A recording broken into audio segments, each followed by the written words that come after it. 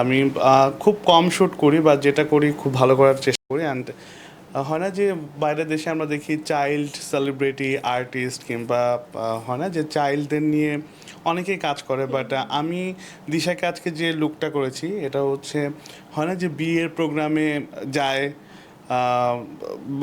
ফ্যামিলির যে বাচ্চাগুলো আছে তাদের একটা লুক করার ট্রাই করেছি, বা খুব সুন্দরভাবে প্রেজেন্ট করার ট্রাই করেছি। আর কালারটা হচ্ছে দিশার পছন্দ হচ্ছে পার্পেল, তো পার্পেলের সাথে কম্বিনেশন করে বিশেষ করে এই বেনিটা অ্যান্ড মাথার যে ঝুমকা প্লাস সরি টিকলি এবং যে জুয়েলারিটা এটাও কম্বিনেশনটা একই রকম রাখার ট্রাই করেছি। জাস্ট আমরা কন্ট্রাস্ট হিসাবে ইউজ করেছি হচ্ছে ওড়নাটা একটু ডিফারেন্ট। তো কি বলবো যে দিশাকে এত সুন্দর একটা লুক দিয়েছে হচ্ছে মাসুদ ভাই, আমার খুব পছন্দের একজন। কনসেপ্ট তো আপনার। হ্যাঁ, কনসেপ্ট আমার, কিন্তু হয় না যে ভালো একজন মেকআপ আর্টিস্ট না থাকলে কিন্তু কনসেপ্ট আমার যতই সুন্দর থাক সেটা কিন্তু হয় না। আমি যেহেতু একজন স্টাইলিশ সেই হিসাবে আমি চেষ্টা করি সবসময় সুন্দর করে সাজানোর জন্য, লাইক যেন মেকআপ আর্টিস্ট খুব ভালো করে কাজ করে।